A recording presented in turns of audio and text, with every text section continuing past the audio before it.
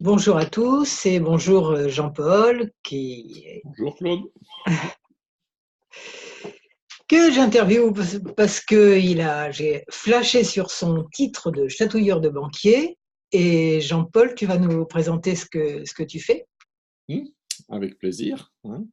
Donc, je m'appelle Jean-Paul Tréton. Mon métier, c'est d'aider les entrepreneurs à répondre à trois questions majeures. La première, comment est-ce qu'on fait pour toujours avoir de l'argent sur son compte? La deuxième, c'est comment est-ce qu'on fait pour en obtenir quand on en a besoin. C'est là qu'intervient le rôle de chatouilleur de banquier qu'on pourra détailler tout à l'heure. Et la troisième, c'est quels sont les outils qu'on met en place pour atteindre les résultats que l'on souhaite dans les conditions les plus sereines possibles, aussi bien sur son compte en banque qu'en relation avec ces gens, ces banquiers dont on ne sait pas toujours trop comment leur parler ou comment les aborder. Voilà, très simplement. Ok. Et donc, je fais cette interview surtout parce que dans le cadre de Métier Idéal dont je vous parle en bas, je me présente, je suis thérapeute EFT, et je suis Claude Canivès. Et dans le cadre de Métier Idéal, j'aime bien interviewer des gens qui ont créé leur métier de rêve. Et c'est ton cas, Jean-Paul. Donc, explique-nous un peu ce que tu faisais avant. Enfin, tu as eu des tas de péripéties. Tu as changé de métier de rêve plusieurs fois. Raconte-nous. Alors, effectivement, un petit peu d'histoire sans aller très loin. Mais après mes études, je suis rentré dans une banque. Donc, j'étais banquier, entre guillemets. Donc, j'ai été cadre dans une banque pendant une dizaine d'années. Une banque que j'ai quittée pour m'installer à mon compte et accompagner des entrepreneurs, principalement des artisans, sur toutes leurs problématiques de trésorerie et de relations avec les banques. Et je suis à nouveau actuellement en train de faire évoluer cette activité pour travailler notamment de plus en plus par le biais d'Internet et accéder directement, j'ai envie de dire, au domicile de mes clients par le biais de leur écran et pouvoir traiter en direct leurs questionnements, leurs interrogations, sans avoir à faire de nombreux kilomètres et sans avoir à passer des heures, tant sur la route que en tête à tête. Donc l'objectif, c'est de simplifier au maximum les choses pour tout le monde et rentabiliser un peu les choses pour tout le monde. Voilà, très rapidement indiqué. Voilà. Et donc, ton objectif, en fait, ce qui m'avait plu aussi, c'est que tu aides surtout les commerçants locaux, hein. J'ai horreur de l'expression petit Mhm, commerçant qui est très dévalorisante, ou petits artisans, donc mhm. locaux, ceux qui font vivre les quartiers, ceux qui font Voilà, vivre. tout à fait.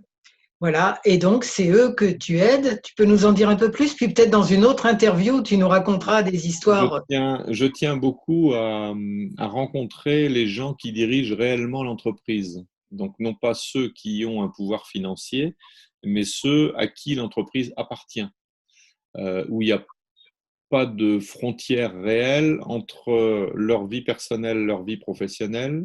Il n'y a pas de frontière entre leur patrimoine personnel et leur patrimoine professionnel, et où les gens sont directement impliqués dans un projet qu'ils ont dans les tripes et qu'ils ont envie de mener à bien. Voilà le- Ok, le- super. les choses et beaucoup sont déstabilisés par euh, des éléments qu'ils doivent maîtriser et qui sortent de leur métier de base.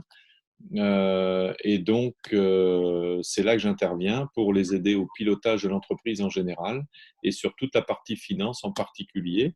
Et à l'intérieur de la partie finance, avec les banquiers, où ce sont des gens où on n'est pas toujours très à l'aise, où on a des croyances, où on maîtrise mal le langage. Et donc, l'idée, c'est d'aider mes clients à maîtriser ce langage, à savoir comment on parle à ces bêtes-là qui s'appellent banquiers, qu'est-ce qu'on leur présente, qu'est-ce qu'on leur présente pas, qu'est-ce qu'on leur montre, qu'est-ce qu'on leur montre pas, quels sont les documents qu'il est recommandé de maîtriser et a priori, qu'est-ce que le banquier va apprécier dans ce que je vais lui apporter et qui va me permettre, moi, de réussir financièrement ma vie d'entreprise, tout simplement. Ok, super. Donc tu aides des gens à créer leur métier de rêve. Voilà. Il faut du carburant. Dans tous les métiers de rêve, il faut du carburant. Et donc, à un moment, il faut courir après ce carburant où il faut le faire venir. Et pour ça, il y a quelques méthodes, quelques astuces à connaître, quelques outils à utiliser. C'est pas forcément très compliqué, mais il y a des réflexes surtout à avoir. Donc, c'est là que moi, je peux intervenir et permettre de faire gagner beaucoup de temps à mes clients. Mhm. Et c'est pas le tout d'avoir son métier de rêve, c'est qu'il faut qu'il tienne la route. Et le cas des commerçants locaux et des artisans, à l'heure actuelle, ceux qui ne se mettent pas à Internet, ceux qui veulent travailler comme papa, et ben, Par ils se exemple, cassent la figure et tout le monde y perd. Eux, en souffrir. Alors, il et- faut aussi savoir de temps en temps avoir un discours qui ne fait pas toujours plaisir, mais ça fait aussi partie, pour ma part, de mon rôle, enfin, je le considère comme tel, de dire à des gens quand telle ou telle chose n'est pas possible. Mhm, Donc, c'est sûr. il ne faut pas entretenir les gens dans enfin, dans un faux rêve qui, à un moment, peut devenir un mauvais rêve. Mhm. Peut-être de les aider à réorienter leurs rêves, quoi. Alors, peut-être le réorienter ou l'organiser ou le consolider parce que, a priori, je dirais, il n'y a pas de raison qu'un rêve ne puisse pas se réaliser. Ouais, La vraie question, c'est dans quelles conditions va-t-on pouvoir le faire? voilà. Et ces conditions, il faut qu'elles soient acceptées par celui ou celle qui a le rêve et puis par son environnement, au moins son environnement proche. Les banquiers sont souvent intégrés dans cet environnement proche. Mhm. Ok, super. Donc, quel conseil tu donnerais à quelqu'un qui veut ou qui en est à son premier métier, ou à tous ceux qui veulent changer, enfin créer leur métier idéal? Waouh, c'est une question très large et, et, enfin, à laquelle il me paraît difficile de rentrer comme ça. Je vais plutôt donner des points de repère que des conseils. Mmh.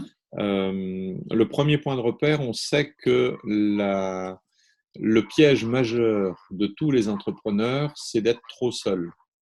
Mmh. Donc, premier conseil qui suit cela, c'est entourez-vous. Euh, entourez-vous, donc il y a des professionnels auprès de qui vous allez vous adresser, bien sûr, pour créer votre activité, mais il y a enfin, vous avez des amis, vous avez de la famille, mais je crois qu'il faut aussi aller chercher des gens qui vont avoir un regard beaucoup plus objectif sur votre activité. Quand vous en parlez, quand vous parlez de votre projet et quand en plus vous êtes enthousiaste, positif, enfin vous êtes dedans et vous vous y voyez déjà, il est évident que vos amis, votre famille vont tous vous dire que c'est intéressant. Oui, Bon, pas forcément, hein. ils vont, oh, dans la plupart des cas, moi j'entends les réactions. Si c'est du classique, Voilà. Après, on va dire, oui, mais est-ce que tu fais bien d'y aller parce que tu avais quand même un beau job là avant ça serait pas mieux de retrouver un CDI, enfin, etc., ou des choses comme ça. ouais. Et puis, donc ça, c'est ce qu'on voit le plus souvent. Moi, les seuls que je connaisse dont la parole est en accord avec enfin, ce qu'on entend est en accord avec ce qu'ils pensent, c'est ceux qui vont sortir leur chéquier, qui vont dire il faut combien ou ton produit ou ton service, tu le vends combien et je te l'achète. Mmh. Mais autrement, il y a rien de concret, il n'y a rien de pragmatique. Donc, il ne faut pas les croire. En gros, c'est ça. Donc, les gens, les proches, je pense que ce sont les derniers à qui il faut demander l'avis, hein, en quelque sorte. Oui. Mmh. Et puis ensuite, la question, c'est qui on va chercher. Euh, et là, il peut y avoir des rencontres, comme aujourd'hui, qui font que on se dit, tiens, celui-là, il a une tête qui me plaît, il a un discours qui me plaît, et si on en parlait ensemble, hein, et puis en parler, ça coûte rien dans un premier temps, donc il ne faut pas hésiter. Et puis dans un second temps, quand on va acheter une prestation d'accompagnement, effectivement, on va avoir de multiples choix, mais il faut tous les tester, à mon sens, hein. Derrière cela, en termes d'accompagnement, il y a au moins deux interlocuteurs qu'il va nous falloir à chacun dans notre activité. C'est un banquier et un expert comptable. Euh, pour ma part, je recommande vivement d'aller en voir plusieurs avant de faire son choix. Donc d'abord, on va les voir, d'abord, on échange avec eux, et puis on se rend compte si déjà on est à l'aise ou on n'est pas à l'aise avec eux, si on se comprend, si on se comprend pas. Si quand on pose des questions, on a l'air d'ennuyer ou pas notre interlocuteur. Est-ce qu'on a quelqu'un j'étais par exemple tout à l'heure en discussion avec Benoît, qui s'interroge sur ses relations banquiers, sur le fait qu'à un moment, il a le sentiment que lui, il arrive avec son dossier, ses objectifs, ses envies, ses rêves, etc. Et il a en face de lui quelqu'un qui a aussi ses objectifs, ses critères, ses rêves, etc. Et que c'est pas toujours compatible. Donc, comment rendre ça compatible? Et il faudra sans doute en rencontrer plusieurs avant que ça ne le devienne. Hein. Voilà. Qu'est-ce que je peux donner d'autre comme conseil? Alors, je vais aller directement sur l'argent. À un moment ou à l'autre, on doit tous comprendre que, quels que soient les rêves, il faut retomber les pieds sur terre et il faut assurer un minimum de rentabilité et un minimum de sous qui vont rentrer sur le compte. Euh, Premier paquet de sous qui peut rentrer sur le compte, c'est par le biais de l'emprunt au début de l'activité. Et là, il ne faut pas hésiter, un, à emprunter, et deux, à chaque fois qu'on en a l'occasion, à, à doser, voire surdoser la dose d'emprunt que l'on va se faire accorder pour mener le projet le plus loin possible. Et plus, il ne faut pas oublier que l'argent, c'est du temps. Donc, quand on a du temps, c'est aussi le temps de la réussite, le temps d'aller chercher les clients, le temps de peaufiner son projet, son produit, ses services. C'est le temps d'organiser toutes les tâches que l'on a à faire pour satisfaire nos clients, etc. Et moins on a d'argent, plus vite on est coincé et paniqué. Et la panique n'est pas bonne conseillère. Si on se laisse un peu porter par le temps, euh, ben on va mieux, enfin plus avoir le temps oui, de rencontrer, de compter, de rechercher, de rencontrer à nouveau, etc., etc. Donc il faut se donner du temps. Et le meilleur outil pour se donner du temps, c'est d'avoir de l'argent. Donc ça, faut l'utiliser. Ensuite, il faut avoir conscience que quand on va aller chercher de l'argent dans une banque, il y a deux meilleurs moments pour aller chercher cet argent. Le premier meilleur moment, c'est maintenant, c'est tout de suite, avant de démarrer. Donc on est dans la même situation qu'un avion qui va décoller, on fait le plein avant de décoller. On ne met pas d'abord un peu de carburant et puis on décolle, puis on se dit si ça vole, je remettrai du carburant. D'accord. Et beaucoup trop de personnes fonctionnent comme ça, mais, sauf qu'ils ont juste oublié un truc, c'est qu'il faut que ça vole quand même suffisamment longtemps, il faut qu'on ait de quoi revenir, et il faut que le pompiste soit d'accord pour remettre du carburant. Euh, et un banquier considérera trop souvent que si on revient trop tôt chercher des sous, c'est peut-être parce qu'on n'a pas bien géré. Et si on n'a pas bien géré, on ne mérite pas sa confiance, donc il ne voudra pas nous en redonner. Et il va attendre qu'on ait plusieurs bilans, minimum deux, mais le plus souvent trois, avant d'imaginer nous reprêter de l'argent. Donc, ce qu'on n'a pas pris avant de décoller, il sera difficile de l'avoir avant deux ou trois bilans. Donc, quand on emprunte pour le décollage et pour les deux ou trois bilans qui viennent. Donc, il faut l'anticiper. Donc, il faut imaginer tout ce dont on peut avoir besoin pendant ces 2 à 3 années qui vont venir, tout simplement. Si on oublie ça, ben, c'est une des causes majeures des échecs d'entreprises qui doivent fermer dans les 3 à 5 ans qui suivent le début d'activité. 9 fois sur 10, c'est simplement parce qu'elles n'ont pas suffisamment emprunté au départ. Elles n'ont pas mis assez de carburant dans les réservoirs, l'avion n'est pas encore à destination, que les moteurs calent, tout simplement. Il n'y a plus de carburant et il faut se poser en catastrophe. Voilà à peu près la logique. Donc les deux meilleurs moments, c'est au démarrage, et puis après, il faudra attendre 2 ou 3 ans pour retrouver le deuxième meilleur moment. Donc il faut avoir de quoi tenir pendant ces 2 ou 3 ans. Et donc, tous ceux qui sont dans l'idée, il me vient un exemple, enfin un exemple, pas un exemple, mais une situation qu'on rencontre fréquemment, de gens qui disent, oh là là, moi je ne veux pas prendre de risques, je ne veux pas emprunter trop au début, ok? Et puis, je reviendrai dans 6 mois voir mon banquier. Je vais lui montrer que ça marche. Je vais lui montrer que j'ai un carnet de commandes. Je vais lui montrer que j'ai su mettre en place des choses. Eh bien, ces gens-là ont tout faux, puisque dans l'esprit du banquier, ça ne fonctionne pas comme ça.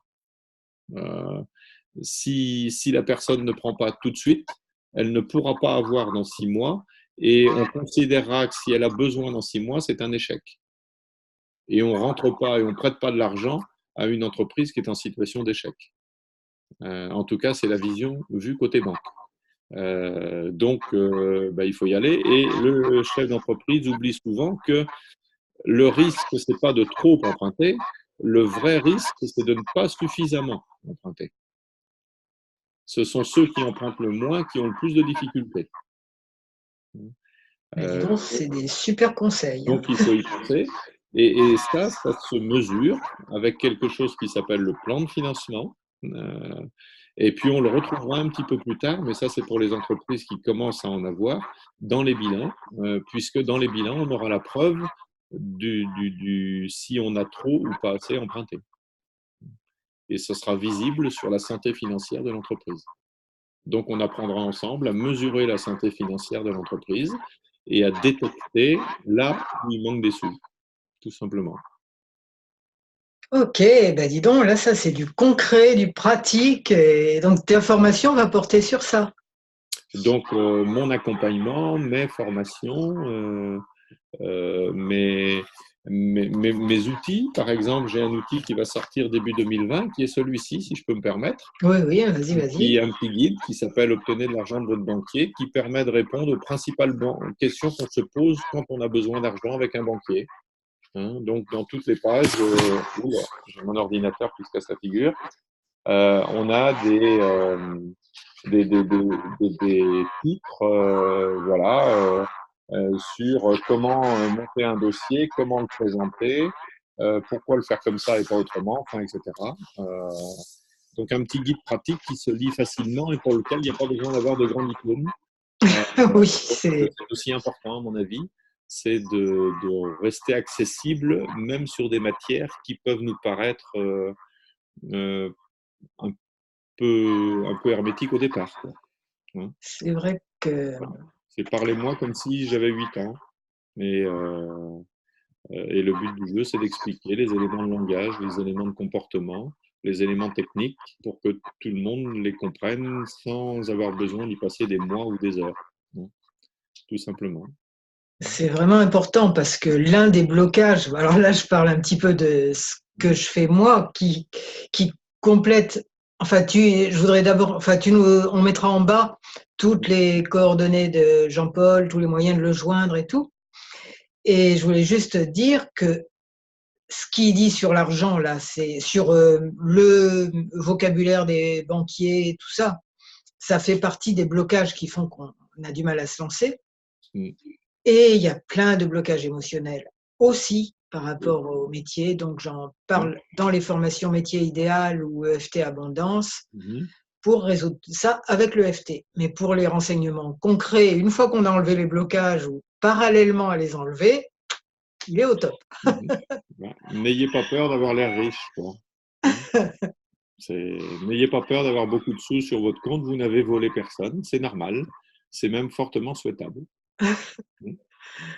Ok, donc tu mettras tous les liens, enfin tu me donneras tous les liens et voilà. Ben, je vous remercie beaucoup de votre attention. Merci beaucoup Merci. Jean-Paul, c'est des Merci super Claude, conseils. merci tout le monde. Bon, ah Voilà. oui, j'oubliais de vous dire, il y aura encore une autre vidéo avec Jean-Paul, si tu es d'accord, où il racontera des cas concrets de gens qui seront passés à l'informatique et grâce à tes conseils. Et on fait Pas seulement grâce à mes conseils, mais des cas que j'ai rencontrés, dirons-nous. Ouais. D'accord. Donc des super histoires à succès qui, j'espère, pourront inspirer tous les commerçants locaux, je tiens à ce terme, et plein de gens. Voilà. Je vous souhaite beaucoup de bonheur et de réussir vos projets. À bientôt. À bientôt. Portez-vous bien.